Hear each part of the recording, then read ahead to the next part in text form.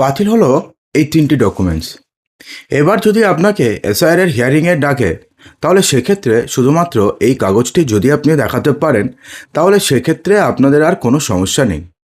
হ্যাঁ বন্ধুরা, ইতিমধ্যে নির্বাচন কমিশনের তরফ থেকে নোটিফিকেশন জারি করে জানিয়ে দেওয়া হয়েছে যে 3টি ডকুমেন্টস পুরোপুরিভাবে বাতিল করে দিয়েছে নির্বাচন কমিশন। এবং এই ডকুমেন্টসের মধ্যে না 1-2টো ডকুমেন্টস আবার ছিল, মানে নির্বাচন কমিশনের যে 13টি লিস্ট ছিল তার মধ্যে কিন্তু এই 3টি ডকুমেন্টসের মধ্যে একটি ডকুমেন্টস ছিল এবং একটি ডকুমেন্টস নিয়ে একটা কনফিউশন ছিল।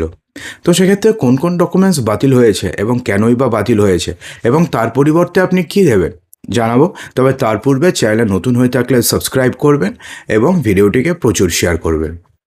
বন্ধুরা দেখুন, প্রথমে কোন কোন ডকুমেন্টস বাতিল হলো সেটা আপনাদের আগে এক এক করে জানিয়ে দিই। দেখুন, নির্বাচন কমিশনের তরফ থেকে জানিয়ে দেওয়া হয়েছে যে ডোমিসাইল সার্টিফিকেট বলতে যা বোঝায় এবং রাজ্য সরকার কর্তৃক প্রদত্ত স্থায়ী বাসিন্দার শংসাপত্র বলতে যেটা বোঝায়, এই দুটো জিনিস কমপ্লিটলি ডিফারেন্ট, অর্থাৎ এই দুটো জিনিস পুরোপুরিভাবে আলাদা। অর্থাৎ যারা যারা এতদিন পর্যন্ত শুধুমাত্র ডোমিসাইল সার্টিফিকেট দিয়ে যারা এসআইআর এর হিয়ারিং করিয়েছেন, অর্থাৎ ধরুন এই অর্ডারটি তো এসছে বিগত 4-5 দিন আগে, তার আগে তো যারা আনম্যাপড ভোটার তাদের তো হিয়ারিং প্রক্রিয়া অনেকের হয়ে গেছে। অর্থাৎ ধরুন 60% লোক যারা আনম্যাপড ভোটার ছিল তারা তো ডোমিসাইল সার্টিফিকেট দিয়ে তারা তো হিয়ারিং করিয়েছে। তো এবার না সেই সমস্ত ভোটারদের ফের আরও একবার হিয়ারিংয়ে ডাকতে পারে নির্বাচন কমিশন। যদিও এই ব্যাপারে এখনও পর্যন্ত ক্লিয়ারলি কিছু বলা হয়নি, কিন্তু নির্বাচন কমিশন বলেছে যে যারা শুধুমাত্র যেহেতু ডোমিসাইল সার্টিফিকেটটাকে অ্যাকসেপ্ট করবে না নির্বাচন কমিশন, সে কারণে যারা ডোমিসাইল সার্টিফিকেট দিয়ে যারা যারা ফর্ম ফিল আপ মানে হিয়ারিং করিয়েছে তাদের আবার ডাকতে পারে নির্বাচন কমিশন।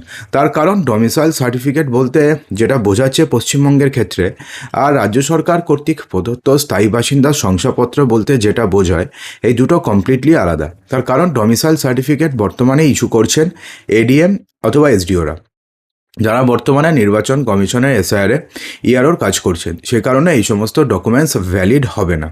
গেল তো প্রথমে এই ডকুমেন্টস দিয়ে যারা যারা হিয়ারিং করিয়েছেন তাদের আবার ডাকতে পারে নির্বাচন কমিশন। এবার আসছি নাম্বার 2তে।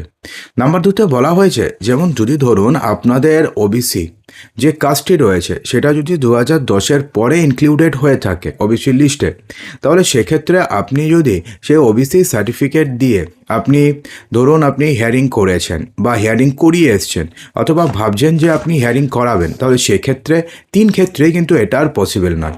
অর্থাৎ যদি আপনি হিয়ারিং করিয়ে আসেন সেক্ষেত্রে আপনাদের নামে নোটিশ আবার ইস্যু হবে। যদি আপনি ভাবেন যে আপনি হিয়ারিং করাবেন সেটা আপনি করতে পারবেন না, তার কারণ সেই ডকুমেন্টস তো অ্যাকসেপ্টই করবে না। এবং যদি আপনি করাবেন ভাবছেন যে ধরুন আজকে রয়েছে আপনাদের হিয়ারিং অথবা কালকে রয়েছে, তো সেক্ষেত্রে সেটাও পসিবল নয়। ঠিক আছে, কিন্তু ধরুন আপনাদের ওবিসি সার্টিফিকেট 2010-এর আগে অথবা ধরুন 2010-এর আগের থেকে আপনাদের কাস্টটি ওবিসি তালিকাভুক্ত, তাহলে সেক্ষেত্রে কী হবে? তাহলে সেক্ষেত্রে কিন্তু আপনি নির্দ্বিধায় আপনাদের ওবিসি সার্টিফিকেট দিয়ে আপনি হিয়ারিং করাতে পারবেন। এটা কিন্তু একটা ভ্যালিড ডকুমেন্ট। সেই আপনি যদি এসসি সার্টিফিকেট থাকে, এসটি সার্টিফিকেট থাকে অথবা ওবিসি সার্টিফিকেট দিয়ে আপনি হিয়ারিং করাতে পারবেন, আপনাদের কোনো ডকুমেন্টস দেওয়ারই প্রয়োজন পড়বে না। তো গেল নাম্বার 2তে, যদি আপনি শুধুমাত্র ওবিসি সার্টিফিকেট দিয়ে 2010-এর পরে ইস্যু হওয়া আপনি যদি হিয়ারিং করিয়ে থাকেন, তাহলে সেক্ষেত্রে আপনাদের নামে ফের আরও একবার হিয়ারিংয়ের নোটিশ ইস্যু করতে পারে নির্বাচন কমিশন। গেল, 2টা কেস গেল। এবার আসছি নাম্বার 3, যেটা রিসেন্টলি হয়েছে। কি হয়েছে? মাধ্যমিকের অ্যাডমিট কার্ড বাতিল করে দিয়েছে নির্বাচন কমিশন। অর্থাৎ যদি আপনি ভেবে থাকেন যে আপনার ধরুন আগামীকালকে হিয়ারিং রয়েছে অথবা ধরুন যেদিন দেখছেন সেদিন ধরুন হিয়ারিং রয়েছে, তো আপনি ভাবছেন যে আমি মাধ্যমিকে অ্যাডমিট দিয়ে করাবো, তাহলে সেটা কিন্তু হবে না। তার কারণ মাধ্যমিকের অ্যাডমিট কার্ড দিয়ে আপনি এসআইআর হিয়ারিং করাতে পারবেন না। নির্বাচন কমিশন স্পষ্টভাবে বলে দিয়েছে যে মাধ্যমিকের অ্যাডমিট কার্ড কোনোভাবে 13টি ডকুমেন্টসের মধ্যে পড়ে না। তার মধ্যে কিন্তু ডোমিসাইল সার্টিফিকেট পড়তো, তার মধ্যে কিন্তু ওবিসি সার্টিফিকেট পড়তো। ওবিসি সার্টিফিকেট দিয়ে যদি অবশ্য আপনি এখনও পারবেন, কিন্তু সেটা 2010-এর আগে ইস্যু হওয়া, 2010-এর আগে ওবিসি তালিকাভুক্ত হলে পরে। ঠিক আছে, অর্থাৎ মাধ্যমিকের অ্যাডমিট কার্ড কিন্তু কোনো দিনও ছিল না, ছিল হচ্ছে শংসাপত্র। শংসাপত্র মানে হচ্ছে সার্টিফিকেট। তো সার্টিফিকেট থাকলে পরে তো আপনি পারবেন, তাতে কোনো সমস্যা নেই, কিন্তু অ্যাডমিট কার্ড দিয়ে আপনি এসআইআর হিয়ারিং করতে পারবেন না।